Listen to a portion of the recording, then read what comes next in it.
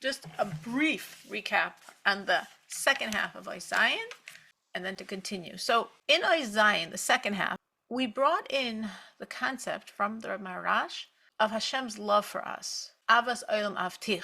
And the Medrash says, oh, a love of 3 years? No. A love of 10 years? No. A love of 100 years? No. Avas Olam Avtich. And then the Rebbe Marash questions this and says, Avas Olam is a term we use for a not so high love that we have for Hashem. And now we're using the same term for this amazing, amazing love Hashem has for us. What does it mean 3 years, 10 years, 100 years? 3 years relates to the three worlds of Bri, Yitzir, Asiya, higher than that. 10 relates to Atzilos, higher than that. 100 relates to Kezer, higher than that. This is Hashem himself. Avas Olam Avtich, eternal, because it's Hashem, Avni Havaya Lo Shinisi. That's the level of love. But you know, we still call our love Avas Olam, and it's not the highest love. We have Ava Rabba, we have Ava Sanu, Gimitzah. Great love, Halavai, we had it, but not high in the spectrum of loves. So why do we have the same name? And the Rebbe says, because obviously there's a connection. And the connection is that we, through doing our part, Avas Olam, looking at Hashem within world, according to the focus of this mimer, looking within world and finding and loving and connecting to Hashem, might not seem so high, but you're drawing down, like the Rebbe brought the process, Baruch Havai min Olam at Olam, Baruch, drawing down this enormous energy of Avas Olam, the Eibishter's Avas Olam, to fuse with your Avas Olam. Like we said, the ceiling and the floor become one. He's the ceiling, we're the floor, but it becomes one. His Avas Olam fuses with my Avas Olam so high to come down here, because here's where it's at. That was a very brief synopsis, and now we're starting the next ice. So in this ice, we have one more Rebbe we have to bring in, and that, of course, is the Rebbe Rashab, and that is what we do here. A very fascinating concept, again, on the idea of Ani Havaya Lo Shinisi. So on this idea of Ani Havaya Lo Shinisi, the Rebbe Rashab says, what do you mean Ani Havaya Lo Shinisi? I, God, have not changed. There's so much change. Think of all the oiros, think of all the godliness. As we go, progression, descent, world, level, and world, the R keeps changing. The R keeps getting smaller and smaller and smaller. Obviously, the R is changing. How can we say any of Ayaloshinici? There's loads of change. So, the Rashab gives like 3 levels, getting deeper and deeper to understand this concept of how can we say God is unchanging when we see there's change. All of creation means by definition change. So, on the first answer, and all of the answers like make sense to us, we understand them. But we're thinking like this in a very like structured hierarchy. The Rashab is very structured and very like the Rambam of Hasidus in his development. So on the first level, well, all that change has nothing to do with the Eibishter, nothing to do with Hashem. It's all by the Olamais. By the Eibishter, the R is unchanging. And from creation's perspective, from creation's needs, there's changing on every level. So Ani Havaya Lo Shinisi, Hashem's not changing. Creation needs a change. So for creation, there's covering over of this R, but Hashem's not changing. So Ani Havaya Lo Shinisi, and on every level of creation, the R seems different. But then the Rebbe said, the Rebbe Rashab is saying, but if the R is different for the Olamais, that still means there must be some change back by the Eibishter, the source of this R. Meaning, if I'm not changing, it's just creation experiences it differently. Well, how does creation experience this differently? Because you change. Because something happens to you, there's a concealment on you, there's a constriction on you, there's a suppression on you, which means that therefore the R is different and lesser and lesser and lesser on every world. So that means you're changing. So how can we say you're not changing? So then the Rebbe Rashab goes into at length a concept that hopefully you remember and know well from Tanya, which is, what is the force of constriction? The force of constriction is Elokim. Havaya is the energy of God, the energy of creation, and Elokim is a constriction of that energy. Shemesh u'magen Havaya Elokim. Havaya is the Shemesh, Havaya is the sun, Elokim is the magen, the nartek, the barrier. So the sun going through the barrier, that's the light that the world receives. And on a higher world, the barrier is flimsier. And on a lower world, there's more and more barriers. But the barrier is Elokim, and the godliness is Havaya. So the Rebbe Rashab says, so guess what? There's no change. Why? Because Elokim is God. Elokim is holiness. Hashem has 7 names and 70 kinuyim, 70 ways he's referred to, like when we say makom. But Elohim is one of the 7 names. So that means Elohim, that which is creating the barrier, is such an intense level of Hashem himself. It's literally a name. A name expresses essence. So since the barrier is God, for God, there's absolutely no change. Because he is the light, he is the sun, and he is the barrier to the sun. You could say, well, everything is him. But it's not just, yes, of course, everything is him, and all forces of evil is him, and everything is him. But here, no, it's not like everything is him, and there are things that he very constricted himself. No, this is one of his shemas. This is one of the holy names that cannot be erased. This is a godly energy. It's like the one-way mirror. From our end, the mirrors that are supposedly working in 770, where from the men's end, officially you look up and it's just dark, but from our end, officially you look down and see everything. Neither is exactly true, but that's the concept. So from creation's end, it's dark. We don't see anything, or we see very little. Very little light is filtering through. But from the Eibishter's end, the concealment can't conceal for him. It is him. He's Havaya, and he's Elohim. It's also one of his holy names. So you can't be concealed from yourself. So therefore, the concealment truly changes him not at all, because it's godliness. It's a high level godliness. It's his name.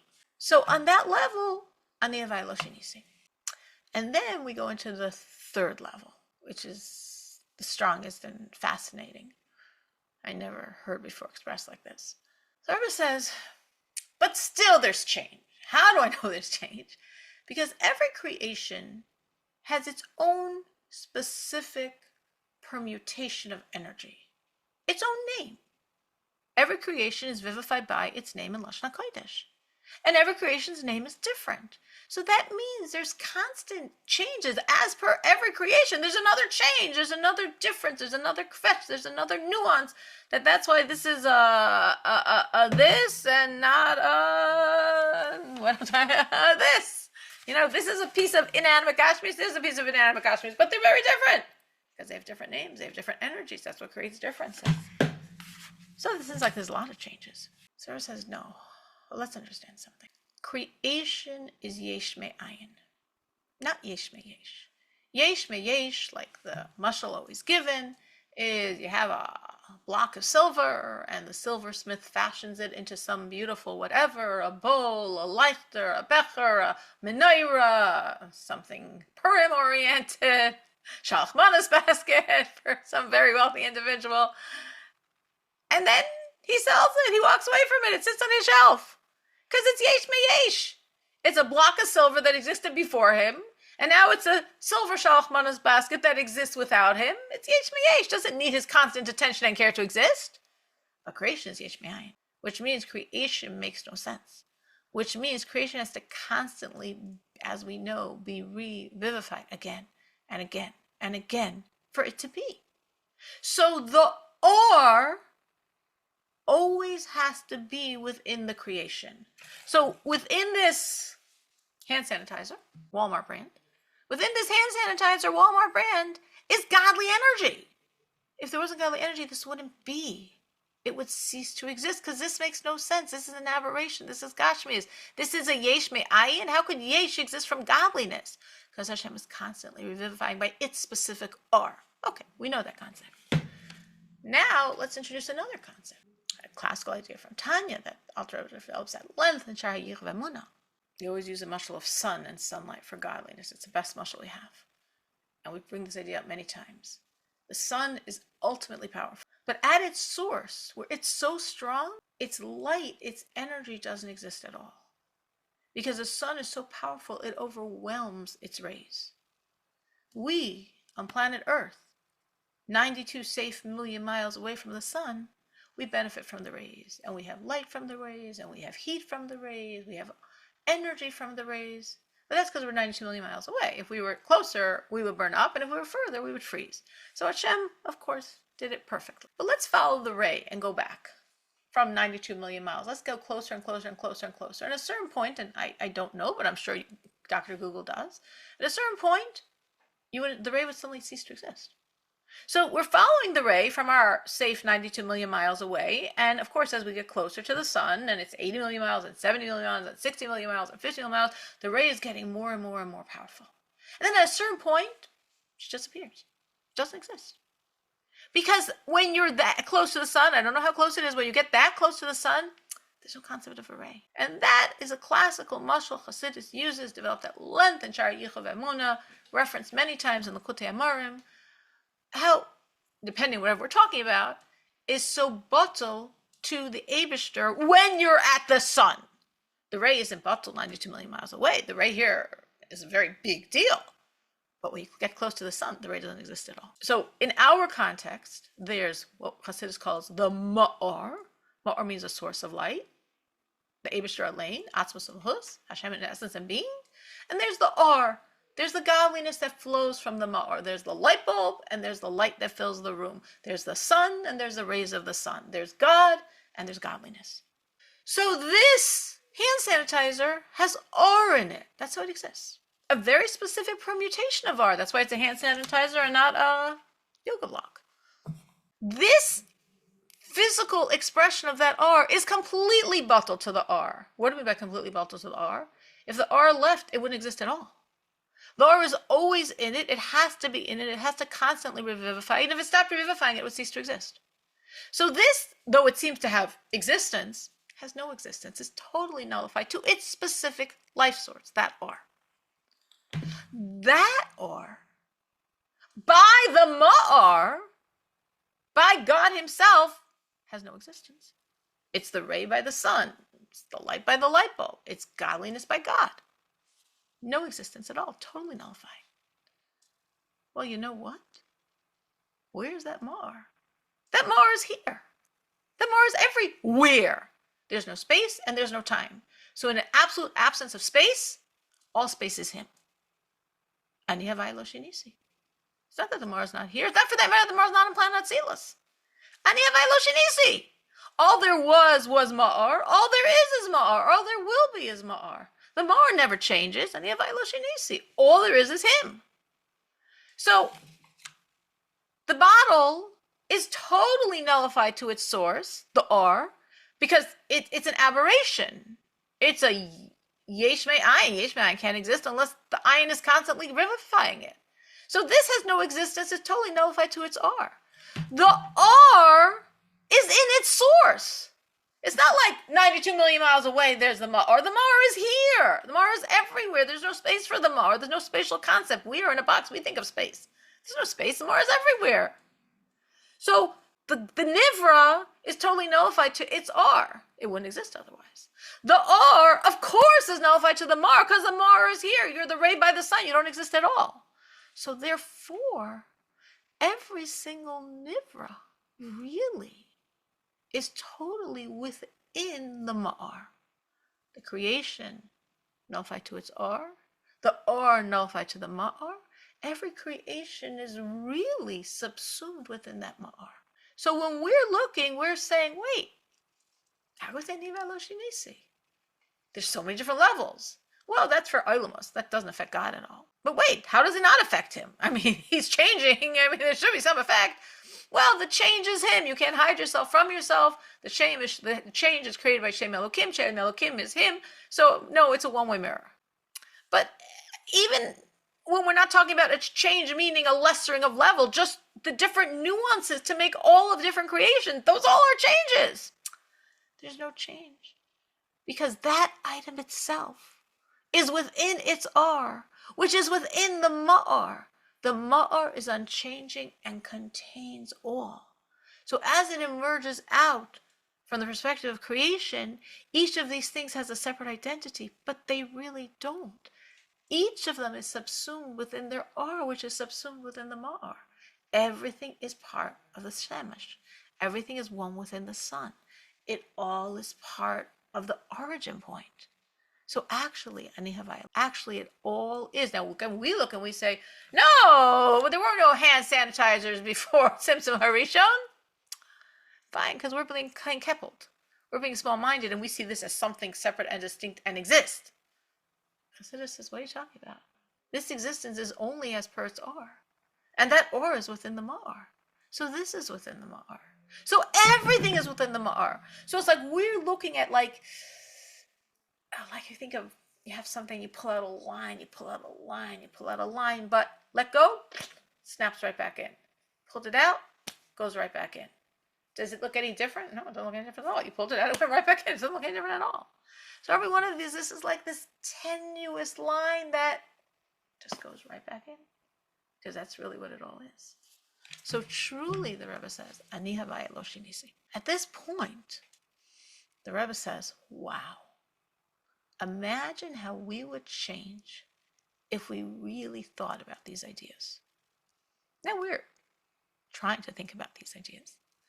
But imagine if we really, really delved into these ideas. These ideas have to be impactful. It has to change you when you really look at the world and you see it's all ma'ar. I have to say my personal story this week. I had, true confession, enormous stress trying to make a ticket for Moshe to come home, like Pesach time. I mean, actually, she had a one-way ticket coming home that was months of stress. That's a different type of stress. That was a travel agent stress. So therefore, I said, after having like from October to March stress with a travel agent, I am not making this ticket with a travel agent. I'm just doing it myself. That travel agent cost me 4 months. And it was so difficult because I'm sure there's going to be a war, and then all these airlines that are flying now won't fly, and then her flight will be canceled, and El Al has no seats. I mean, and I'm trying to make cheshbonos with, there's 3 other small airlines of Israel, but then I got to fly her somewhere to fly her to that place, and I have to create the times, and I have to figure out the suitcases, and then when you add up all the numbers, it's astronomical, and whatever. Literally, I have 10 pages of notes from all my trying to find her a ticket. And then Tuesday night was my Tanya year, and we were learning Perek Navav of Tanya, which very strongly brings out, again, I don't know, but I mean, forget how the whole world is coming from Torah, and Torah is the source energy of the world, and it's a filter of the world's existence, it's a source of the world's existence, and we are one with Torah when we learn. And it was so like, wow, I learned Torah. I mean, literally, when I was making these tickets, I would stop and say to Hillel, like, just to try down Chesed and Racham, Hashem, you gotta make this work. You gotta come home. And just learning, teaching, that part of Perek Navav was like so calming and empowering, and like I learned Torah. I'm beyond world. Torah is the source of world. Torah is a filter for world. All the world comes from Torah. I'm getting stressed by a ticket? Like, come on. Nothing in the world can stress me. I'm above the world. I'm the source of world. I'm Torah. I'm one. And I finished the Tanya class, and I was so calm. I was so confident. I only made the ticket today, which is Thursday, and that was Tuesday night. But since Tuesday night, each time as I went into it so calm and so strong. And I really did know last night what was the best thing, but I need to get permission from the school. But I was such a shift, because the world can't pull me down. I'm above world. So similarly, the Rebbe was saying here, if you really think into these ideas, you will change. They will change you. They will affect you. And the Rebbe even tells you exactly how they will affect you. And the Rebbe tells you what idea you have to think of to get that effect. But the Rebbe says, bottom line, in 2 ways it's going to really affect you. One way is you're going to be like, oh my, you know what? All I want is Hashem. Hashem is, the Ma'or is here. The Ma'or is here. That's it. That's all I want. Every part of me, I just want Hashem. I don't want to be bogged down with any of the other stuff. I just want Hashem. The other change, the other thing that will come out, is a sense of, Hashem, I just want you straight. I don't want to get no chayas from chitzonius. I don't want any of these barriers. You're here. It's all you. Everything's you. I'm you. You're you. It's all you. What do we need these barriers for? Just feed me straight. These will be the 2 things a person will come to when they really think into these concepts. And the Rebbe says those 2 conclusions are very different. Why? Because the first one you could achieve now, and the second one you got away from Mashiach. this idea, Hashem, I just want my whole being, my whole body, my whole soul, my whole mind, my whole heart, my whole desire to be you. That's achievable. We could say, that sounds really high. The Rebbe says it's like a korban. There's korbanos, offering up completely to Hashem, every one of us, right? Adam Yaakov became korban lavaya. Our dam and our chelev, our blood, our life, our chayas, our chelev, our fat, what we have our taina, what we have our pleasure, our desire in.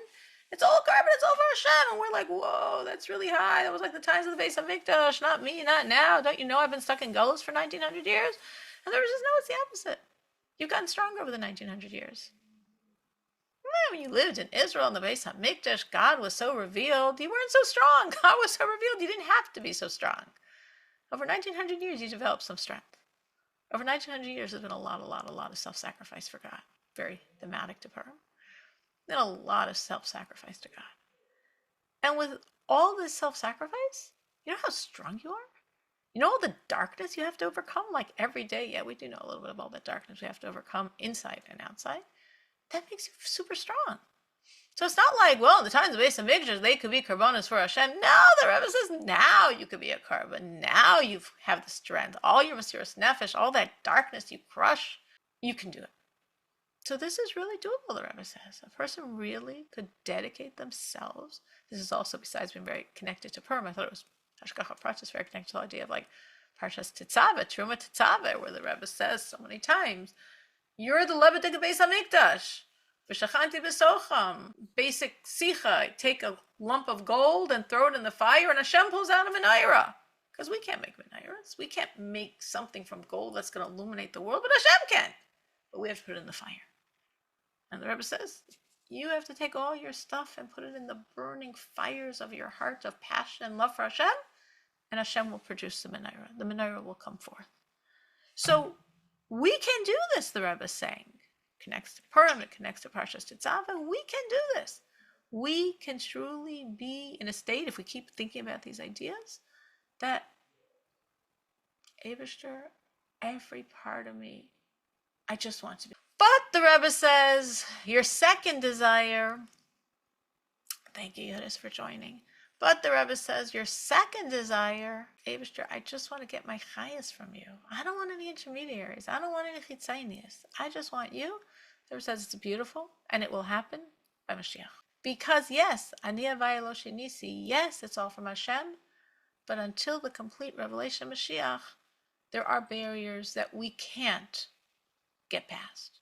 So we can change ourselves. It's almost like the Rebbe says it's like a gashmi and a ruchni outcome.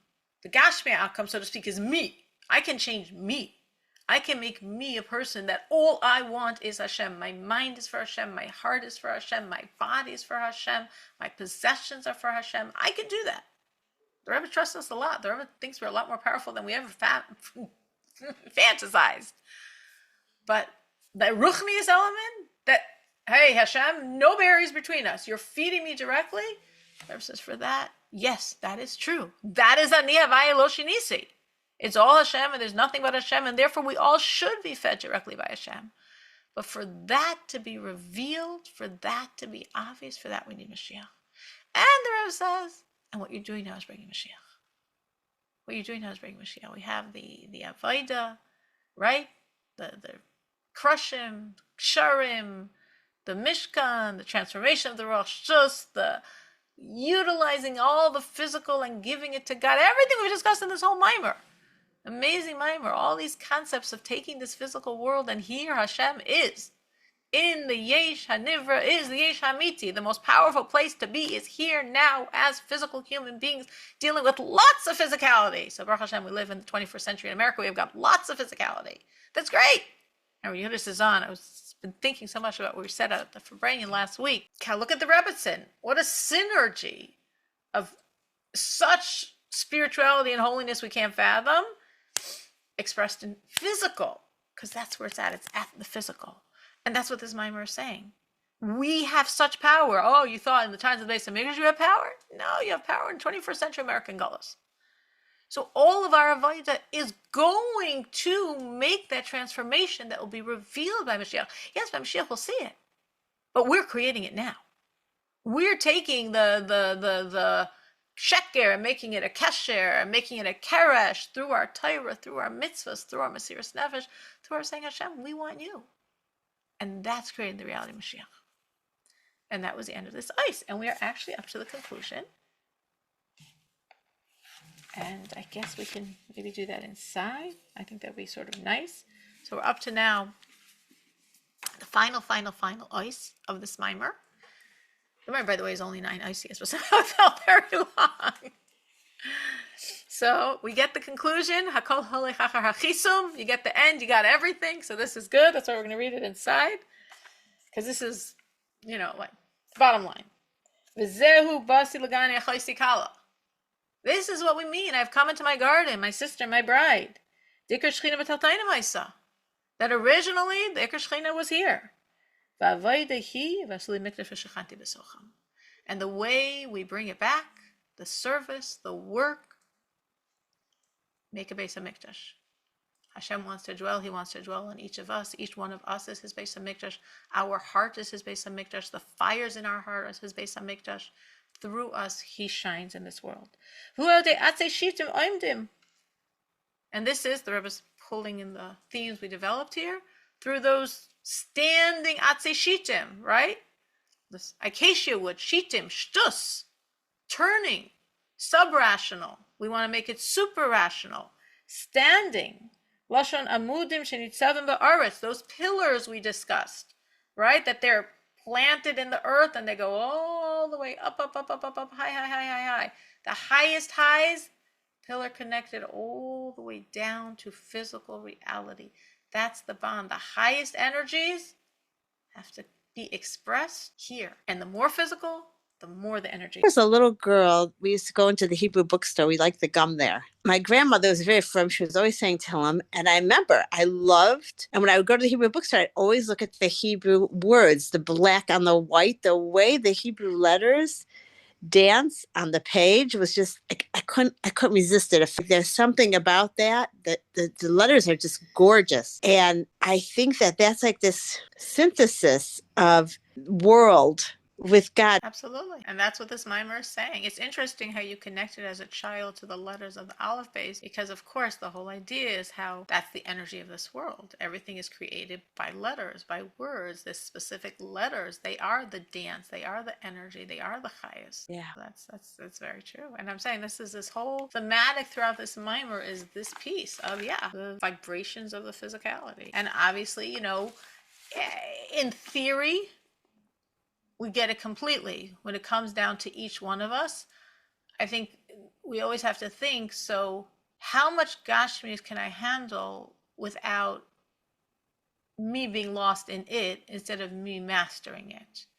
And I think that's like the piece. The spiritual energy of the Rebbetzin, like at Tzaddikus, we can't fathom, but partner of the Rebbe, you can go to every level of the nail polish, every piece of physicality that would, overwhelm someone like me. No, she's a master. She's extracting the godliness. And for each one of us, it's like, how much physicality should we use? The maximum that we can handle. And if you can handle more, use more. There's like this Gashmius that's yours, and then there's this Gashmius that's like going to feel like dead weight. But it's like that fine tuning of choosing. That's where it's like happening. And that goes back to what the Rebbe just said, that we think people in the times of Beis HaMikdash, oh wow, they were the holy ones, they could do this. And the Rebbe says, no, it's you guys. Because you're dealing with the darkness, because you're overcoming it, because you're self-sacrificing. You are stronger than them. We are stronger. We're the ultimate door. We're the door of Mashiach. Like it or not, we're the strongest door. Like it or not, we're the most powerful people. We don't want to think of ourselves as most powerful. It's like sort of obligates. We don't want to think of ourselves as that amazing and that strong. And it's like almost we want to hide in our, no, I'm small, I'm weak, you got the wrong person. And the Rebbe says, what are you talking about? You're the strongest people. You're the strongest star. I feel like the obligation is different though now, meaning the obligation is in the complete connectedness and the complete healing of all the generations that we are each coming with, meaning like I can look at my husband's family for generations and see what their struggle was all throughout. I can look at mine and see what mine was all throughout. And that is where our power, like we are the redeemer of all those generations by leaning into our true power, by leaning into that godliness and seeing the emes in it and taking it to its rightful place. Like I remember years ago, you said that how like when you were educating your kids, you always said it's in me. Like whenever I see something in my kid, I look at myself. I loved that. And I feel like that is so much the healing. Like when we go into those spaces that we see our exact nakuda, it's really me. We are like redeeming. By bringing a lot of Hashem in through learning a lot of Hasidus. Yeah. Learning a lot of Hasidus. We got so much power, but we need a lot of Hasidus to keep us aligned. Shayasohu ba'afar kasha v'chazak dafka. Kids Rebbe is really pulling in like all the themes that he was emphasizing. The foundation is the earth, the strong, thick, physical, corporeal earth. That's the foundation because that's the strongest. Yesh HaNivra, Yesh HaMiti. That's Hashem's energy. That's where it begins. And then from there, once we're like taking that earth, taking that physical and using it, we go fly all the way to the highest heavens. Because we're using the physical. That's where Hashem has invested himself.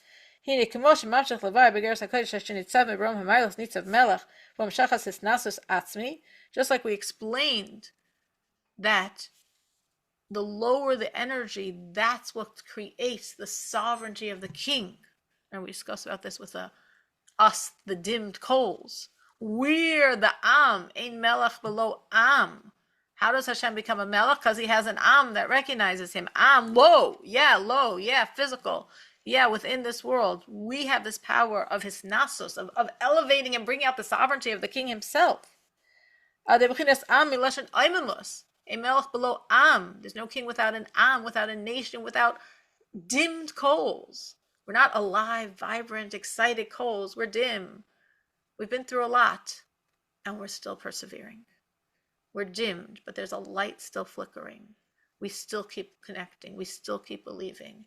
And that's an enormous power in being an Am. Our smallness is our strength. That we've been battered and we still are here. This is our strength. That is the Am. That is what brings out this nasus, the sovereignty of Hashem himself. And this isn't just, okay, we got Hashem on a certain high level. There's this, you're going all the way to the Gebish himself. You are affecting all the way until Hashem himself. You are making Atzmos Umahus, the Melech, the king and all of creation, your dimmed coal space. You're connecting with him. You're accepting him. You're turning to him. You're bringing him in. And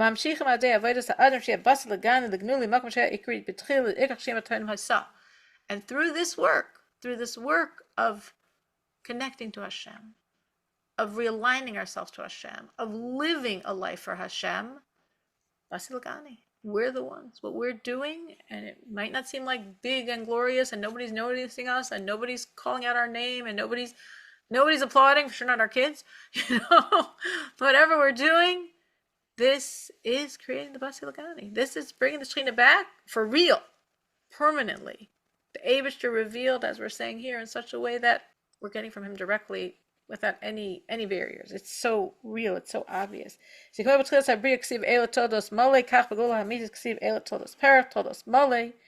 lamata mesara tfachim bekarv mamish ayidei Mashiach Tzidkenu.